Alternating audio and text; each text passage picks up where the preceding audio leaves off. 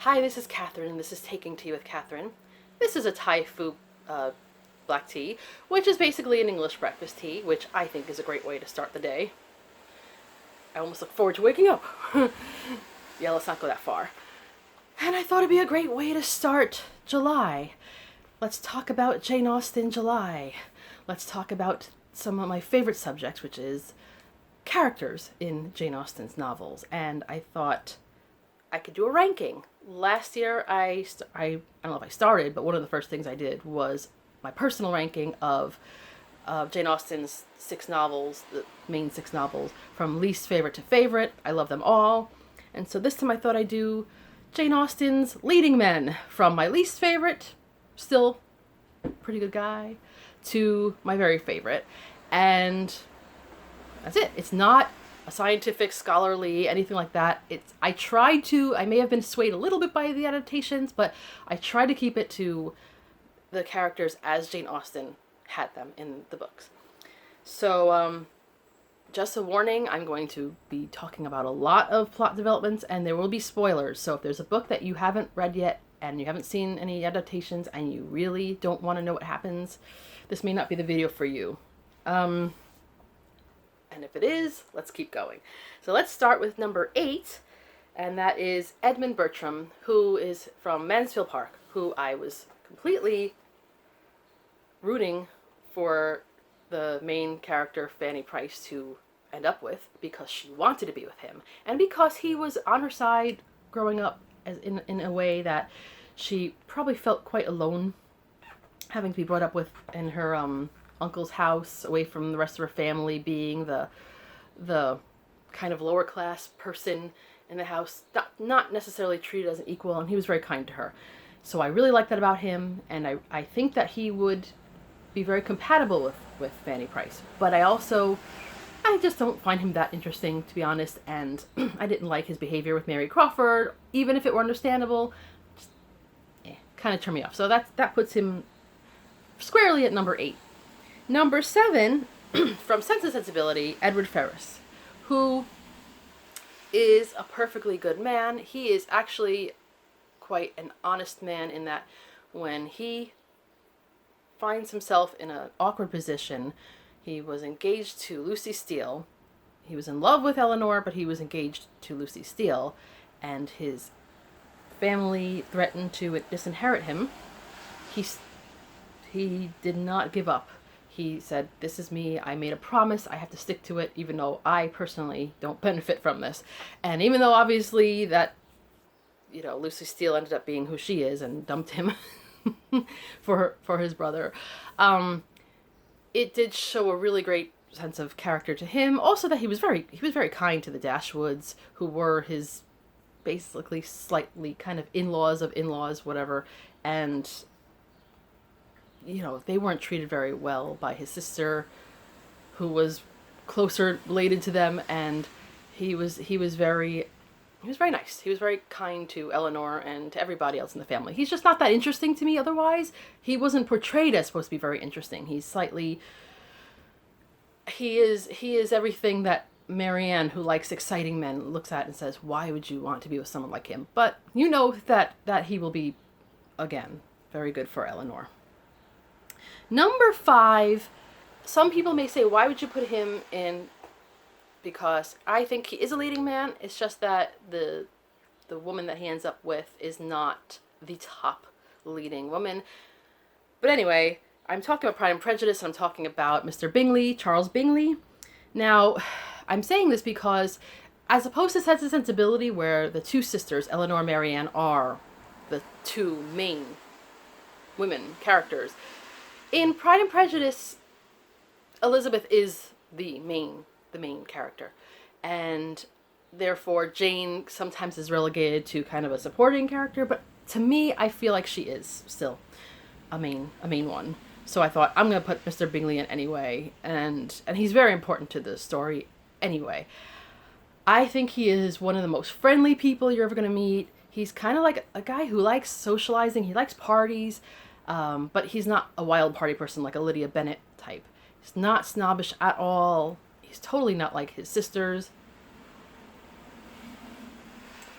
All around, I would think he's one of the ones that I would want to be with as a friend even. And not the worst person for a husband either. The reason why he's not on the highest rung of leading men is just because he did let himself get talked out of pursuing his relationship with Jane Bennet any further than he should have at the time. He should have known his own feelings, and he should have understood her feelings and saved a lot of people a lot of trouble. But I know that did move the story forward, so I understand why it was. And I also do respect him listening to his friend and also listening to his sisters, in the sense that it's nice that he's humble in that way. And I also, just like later on, I respected Anne Elliot for listening to others, even if it was to their own detriment, really. I respect that, but I also kind of think, just stand up to people already. Do what you want, you know? But otherwise, yeah, I do like Mr. Bingley. He just makes me smile when he's in the story and in the films and TV shows. He's always the one that looks cheerful. So the next one is from Emma, and that is Mr. Knightley, George Knightley.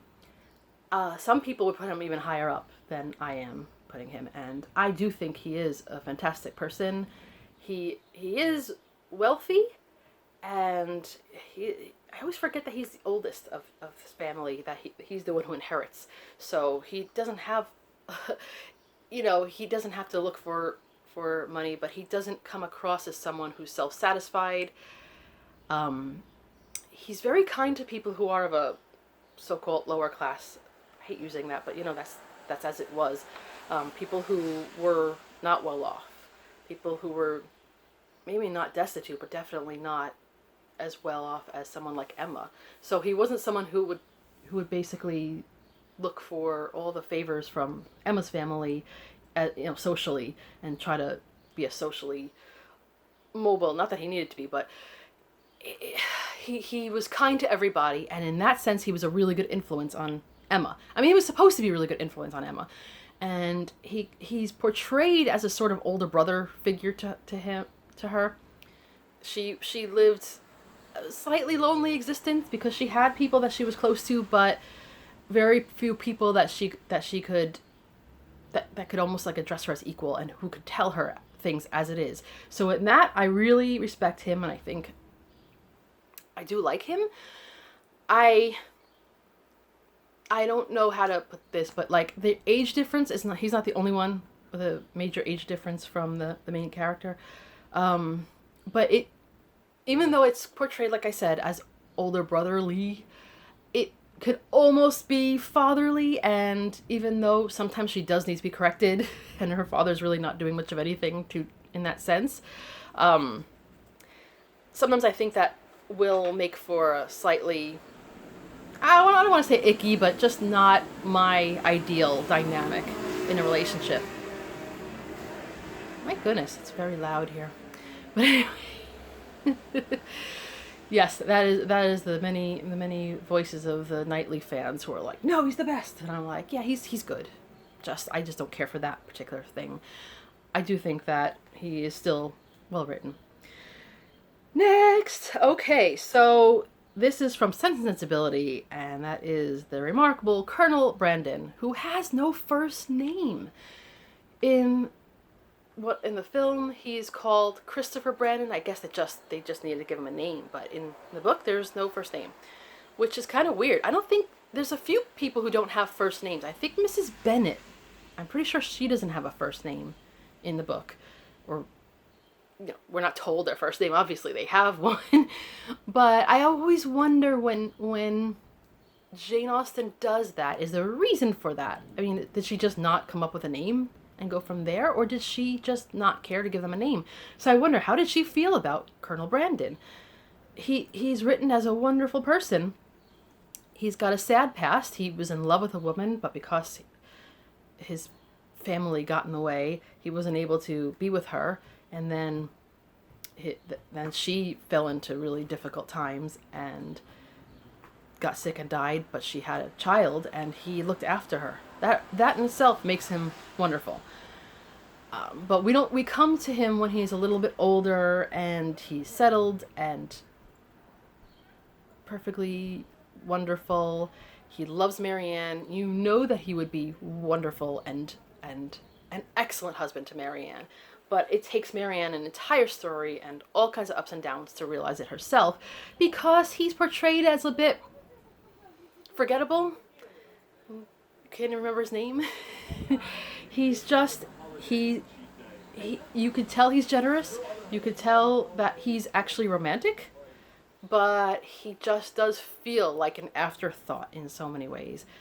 But he does prove to himself to be a really great character, and he does extra credit because when Edward Ferris finds himself penniless, even whether or not he was going to be with Eleanor, Colonel Brandon reaches out and offers a living to Edward, which he didn't have to do. It was just a kind gesture, and that kind of guy, yeah. I'm sad that he's in number 4 because I would like to put him higher, but I just like some other characters even better. So, number 3, from my favorite of the novels, which is Persuasion, Captain Wentworth, Frederick Wentworth. He has a name. He is just, I don't know how to put this. He's not, like, of all the characters, he's not, oh my goodness, the best of all the men. But, and in the story, when he first arrives in the story, he's coming back after years after Anne Elliot turned him down. She loved him, but she was talked out of being engaged to him and marrying him, and he didn't have a station in life, I guess. He didn't really have a lot of money. He goes away, makes his fortune. Now he's pretty well off. He comes back with titles, with, was it Captain Wentworth. He's upwardly mobile. He is hardworking. He's probably been through a lot of adventures, so he probably has stories. He's charming. It's not knock your socks off charming, but he's charming enough. Anne sees him and he's kind of not exactly bubbly toward her, and understandably so, but I think that's what puts him at number 3 as opposed to one of the top 2, because I just feel so bad for Anne, despite the fact that she turned him down. You understand why she did, but just because he's like that with her, even though they're thrown in the same social circles. And then her sisters-in-law come into the picture as possible rivals to his affection, and having to watch them together must have been rough for Anne. So that was hard. However, he does come to observe Anne and realizes that she is fantastic. And he loves her, and he doesn't know how to approach her, so he writes her a letter. And I don't know, do I have time to read this whole letter? But we'll see. They're in a room, he hears her talking, but he can't say anything, so he writes this letter and says, "I can listen no longer in silence. I must speak to you by such means as are within my reach. You pierce my soul. I am half agony, half hope. Tell me not that I am too late, that such precious feelings are gone forever. I offer myself to you again with a heart even more your own than when you almost broke it, 8 years and a half ago. Dare not say that man forgets sooner than woman, that his love has an earlier death. I have loved none but you. Unjust I may have been, weak and resentful I have been, but never inconstant. You alone have brought me to Bath. For you alone I think and plan. Have you not seen this? Can you fail to have understood my wishes? I had not waited even these 10 days. Could I have read your feelings, as I think you must have penetrated mine? I can hardly write. I am every instant hearing something which overpowers me. You sink your voice, but I can distinguish the tones of that voice when they would be lost on others. Too good, too excellent creature. You do us justice indeed. You do believe that there is true attachment and constancy among men. Believe it to be most fervent, most undeviating in F.W. I mean, yeah. That alone could almost put him on the top. Because, oh my goodness. So, yeah, I love a good letter. Anyway, I gotta stop thinking about that. So, now we're up to the top 2, and when you see my number 2 choice, you'll know who my number 1 choice is. Number 2 almost became my first choice, to be honest, because I just think he is all around just, I probably the one I would most want to be with. even though he's one of the younger ones. Just, if I just kind of translate that to my age, I just think he would be just fun. So, I read Northanger Abbey for the second time last year, and it had been so long. The first time had been a time period where I was a bit distracted, so I didn't really get to know Henry Tilney as well as I should have. But then when I got to know him again, even better, I just loved him. He's so well-rounded. He sees Catherine Morland and, you know, kind of alone, not alone, but with very few friends and in Bath, and he offers to dance with her, and he makes conversation that is such good conversation. He's knowledgeable on things that women know, like clothing, etc. And he likes to talk about books. I mean, he does have a sister, but that just goes to show that he's actually attentive to his sister, which is already a great thing. A good brother is always nice. And so he's witty and charming, and yes, he likes books. He has a quote that I really like, because Catherine speaks to him about, maybe you think people are silly or whatever to be into novels, women or whatever. And he responds, "The person, be it gentleman or lady, who has not pleasure in a good novel must be intolerably stupid." Great quote.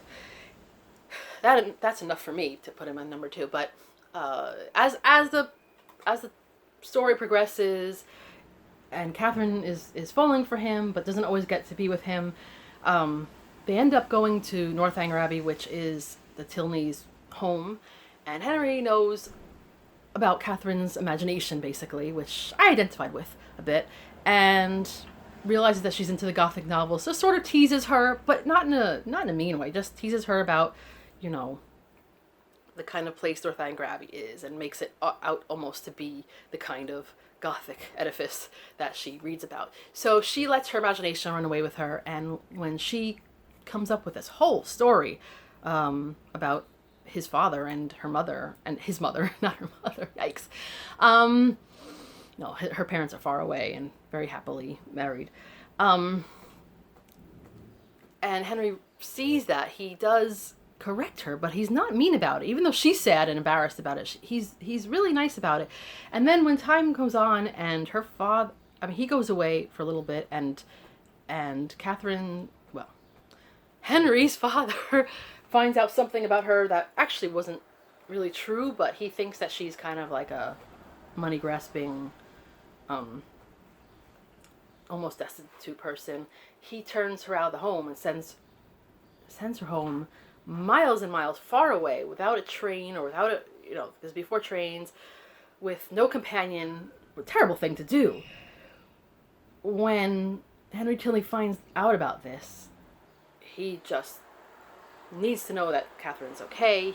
He goes off and finds her, and once he finds that she's just okay, everything's gonna be okay, I keep saying okay, he does propose to her, and his father is not for it, so he's willing to just stand up to his father and make many risks for her, which is already quite romantic, but he also kind of listens to her parents and is respectful of that, and things do work out. But I just think that what I like about him is that he's not, he doesn't have too much of a backstory, which I know makes him young, but I think otherwise he's just probably one of the more all-around people. He's respectful of women at a time where not everybody was, and I think that Jane Austen may have been influenced by her own family, and maybe that's why she named him Henry, because her brothers, including Henry, most of them were quite respectful of her writing talents. So I don't know. Anyway, so I really liked him, but I did put Mr. Darcy first, and I can't help it. Pride and Prejudice is one of the best books, and Mr. Darcy is just such a dynamic leading man. Yes, he starts out slighting Lizzie, saying not very nice things about her, and when he does end up falling for her, he does propose to her in the most awkwardly insulting way, and he does come off as very snobbish to people who are below him, which would put him below a lot of the other men in this list. But once he is corrected, once Elizabeth tells him off and explains to him what is wrong with him, really, he does write a letter to her. It was a good letter as well, by the way, because there were the certain things that she thought that were true about him that weren't. So he does explain that. But he does feel a need to explain himself for good and bad, and then he just leaves it up to her. He doesn't keep pursuing her. And yet they meet again and things turn out a little bit better. But when they realize, I think they both probably realize they care about each other, but he's not really sure. He's still not sure, and he doesn't go stalking her, as it were. But when her family goes through that major crisis with Lydia running away with Mr. Wickham, he starts to feel bad because he knew things about Mr. Wickham that other people didn't know. But if he would have said anything, it might have been a little degrading to his own sister. So he's protective of his sister. And by the way, despite the fact that he does come across to the people in the Meryton area where the Bennets lived as snotty and everything, in his own home, he's very well regarded, even by the servants and staff and people in the neighborhood. They think he's wonderful, and his sister does too. So he's not really a bad guy. He's very kind to the gardeners. He knows good people when he sees them. But going back to what happened with Lydia, now he could have half-heartedly said, well, if you need help, let me know.